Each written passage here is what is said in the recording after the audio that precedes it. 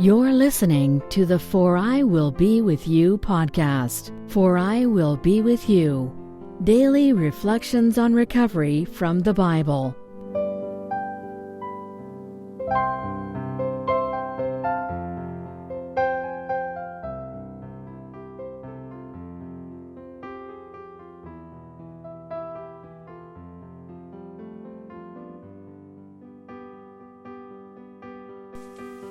Welcome back to the For I Will Be With You podcast for the 32nd week of the year from August 5th to August 11th, covering Leviticus 24:5 to Leviticus 25:36. My name is Baruch, and I'm an alcoholic, and I'll be your host today. We're now pretty deeply into the book of Leviticus, starting to go over a number of sort of the finer points of observance of the Israelites in the tabernacle in the wilderness. Leviticus 24:5 and 24:6 says, "You shall take fine flour and bake it into 12 loaves. Each loaf shall be 2/10 ephah. You shall place them in 2 stacks, 6 in each stack, upon the pure table before God."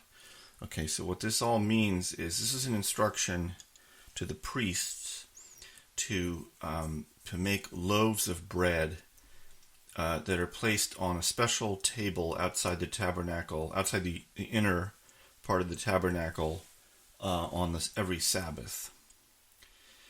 These were known as the show breads. This was also done at the temple in Jerusalem. And they were then left on this table during the week, and they would be eaten the following Sabbath. One thing that's interesting about this this detail is that nobody knows exactly what these loaves of bread look like. One thing that everyone's pretty sure is they didn't look like a regular loaf of bread. They had an unusual shape, and they were put at the table itself wasn't really like a table. It looked more like a shelf. So there's a lot of discussion in the biblical commentary about what these things look like. You can see interesting renderings done by various artists about what they look like and so forth. And to me, this discussion evokes a sort of a puzzle that we hear sometimes when people explain how they become sober. It's this kind of mysterious process. It reminds me of these loaves of bread that got baked on God's command, but nobody knows exactly what they look like, or this mysterious table that served a holy purpose, but we don't know exactly how it was structured. And in this way, in our own stories, the sober breakthrough is usually masked in mystery. And it doesn't really matter as long as it worked, right? If you had your sober moment, your breakthrough, you woke up. But that is a miracle. And it relates to another small miracle about these loaves of bread, which is that they, according to commentary, they stayed fresh all week, even though they were left outside. So that's a small miracle in the food department, but it's like us too. We can remain fresh despite extended periods of addiction. I've seen this so many times, and someone has a run, it's like they're kind of going into hibernation. When they come back out, then they're fresh, they're back to themselves. And we don't dry out like week-old bread, the way it should be dried out and rotten after a week. Leviticus 25:1 to 25:4, it's a little bit of a long verse. It says, "God spoke to Moses on Mount Sinai, saying, 'Speak to the children of Israel, and say to them, when you come into the land that I give you, the land shall observe a Sabbath rest for God. For 6 years you may sow your field, and for 6 years you may prune your vineyard, and you may gather in its crop. But the 7th year shall be a complete rest for the land, a Sabbath for God. Your field, and you shall not sow, and your vineyard you shall not prune.'" So what the Bible is describing here is the sabbatical year, the Shemitah year.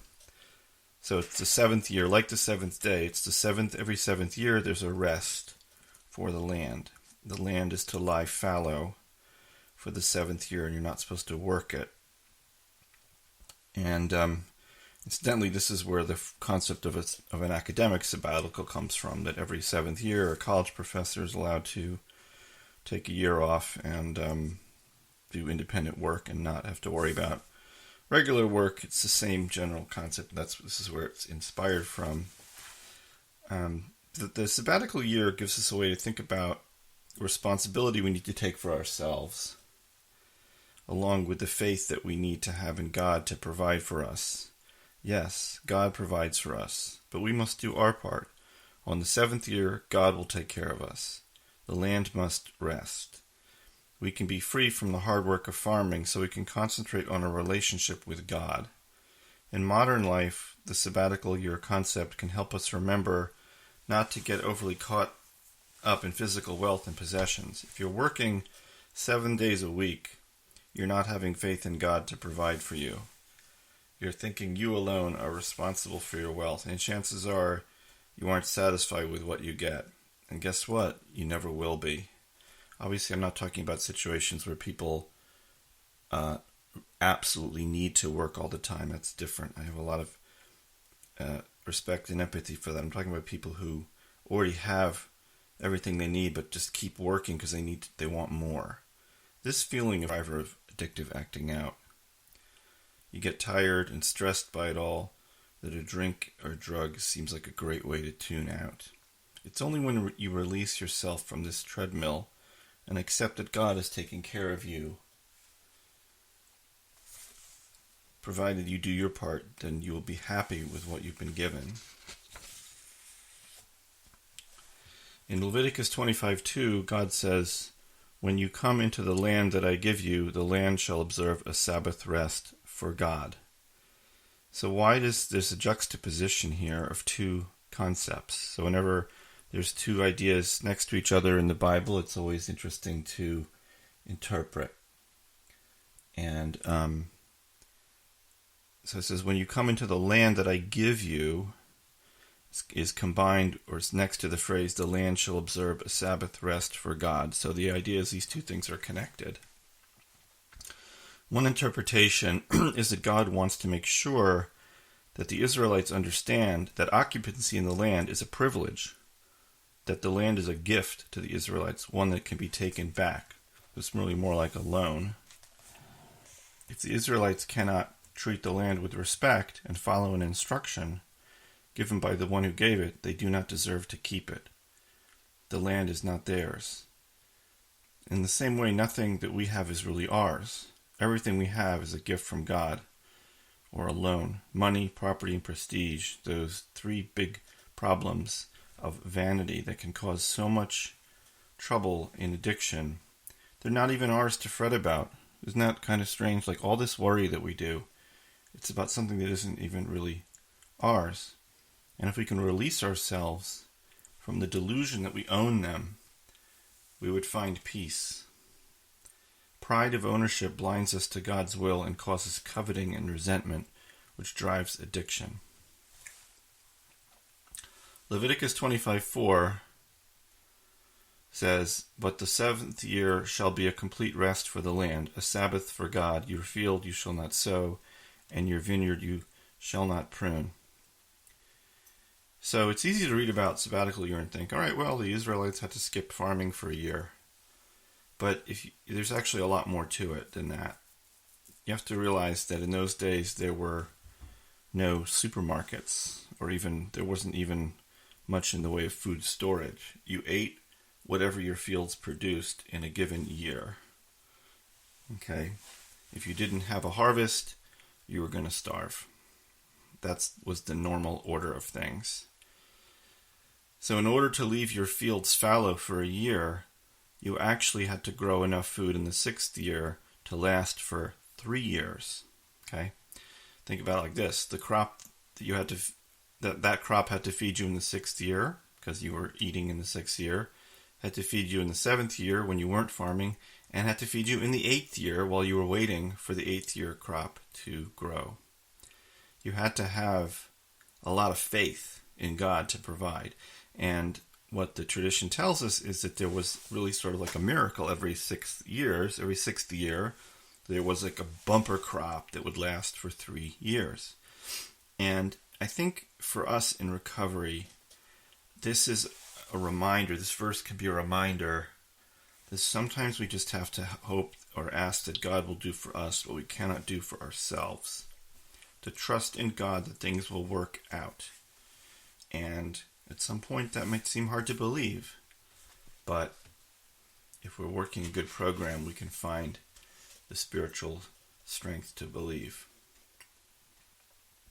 Leviticus 25:14 goes on to a new but connected subject. It says, when you make a sale to your fellow or make a purchase from the hand of your fellow, do not aggrieve one another. So, you're supposed to be honest and straightforward in business, not overcharging or squeezing people for a low price. That's what the verse means when it says aggrieving. Don't aggrieve one another.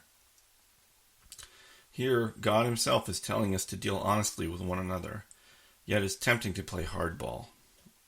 Everybody likes to play hardball. Everybody likes a good deal. I like a good deal. I don't like to pay too much. I want to get paid a lot. I'm like a lot of other people, okay? But there is a limit, and there's an appropriate way to do this, and there's an inappropriate way to do this. And the 12th step of AA is a reminder of what you're supposed to do. As it says, having had a spiritual awakening as a result of these steps, we try to carry this message to alcoholics and practice these principles in all our affairs. What does it mean to practice these principles in all our affairs? It means, generally, to conduct yourself with dignity and integrity in the world outside of AA. If AA is a program of rigorous honesty, so should your dealings be in the work world. And unfortunately, this is a hard thing to live up to all the time, but it's something to aspire to and something to work on. It's possible, and we've seen this in AA, that people can be really wonderful human beings inside the rooms, but very crooked or not good people outside the rooms, okay? This is not a path to true sobriety. It's easy to justify that. You might say, hey, business is business. I have to act this way. Maybe, but not necessarily. All that sharp business behavior probably contributed to your addiction in the first place. It's a good idea to take a hard look at yourself and figure out how you can be the best possible person in all ways, including in business. Harmony and unity and spiritual mindset between work and AA will make your recovery stronger. And what I will say is, if your business life is pushing you in the direction of dishonesty, you're in the wrong business. And I think that we can learn a lot from people in the program who deliberately choose to do work that is not stressful for them in this way, and often means making less money, but they understand that the recovery comes first. And I have a lot of respect for people like that, people who can focus on recovery and do a job that's less stressful. It doesn't require them to be overly hard-edged, so that they can stay sober and have serenity. Leviticus 25:35 says, if your brother becomes impoverished and his means falter in your proximity, you shall strengthen him, proselyte or resident, so that he can live with you.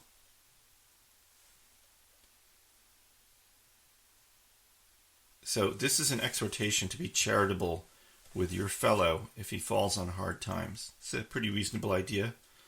Something that a lot of people do even without being told by the Bible.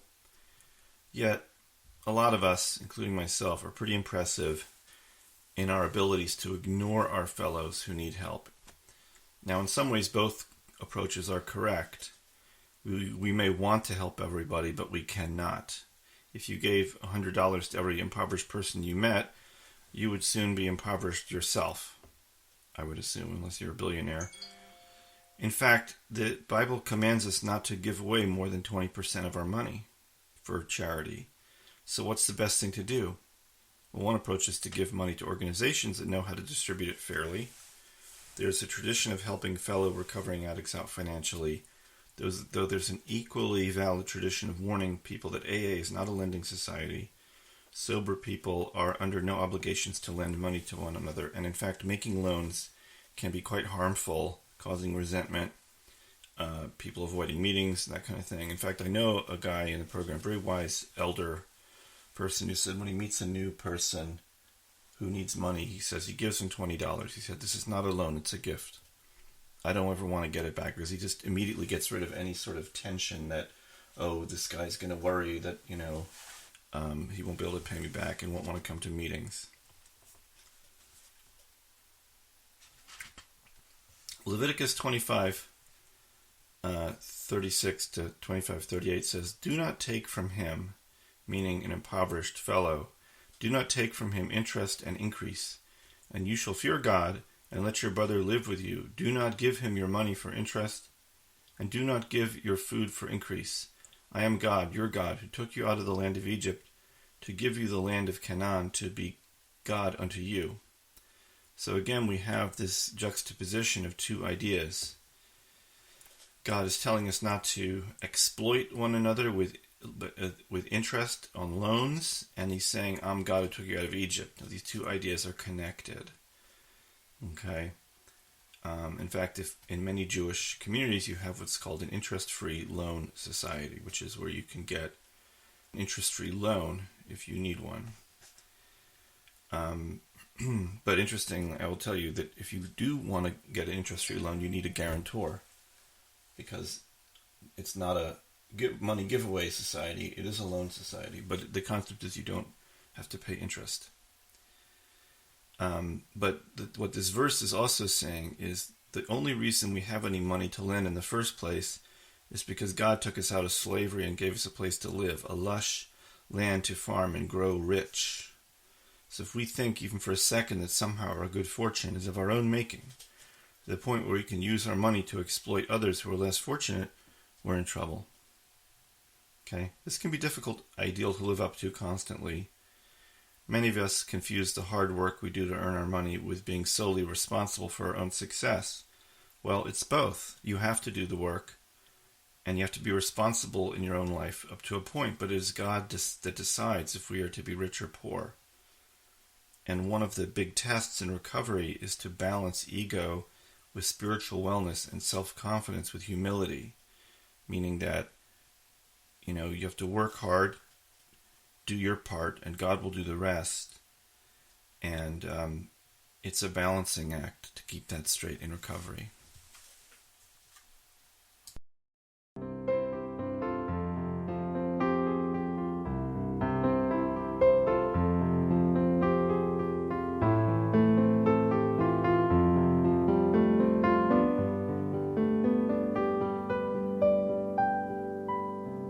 You've been listening to the For I Will Be With You podcast.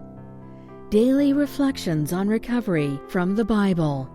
www.foriwillbewithyou.com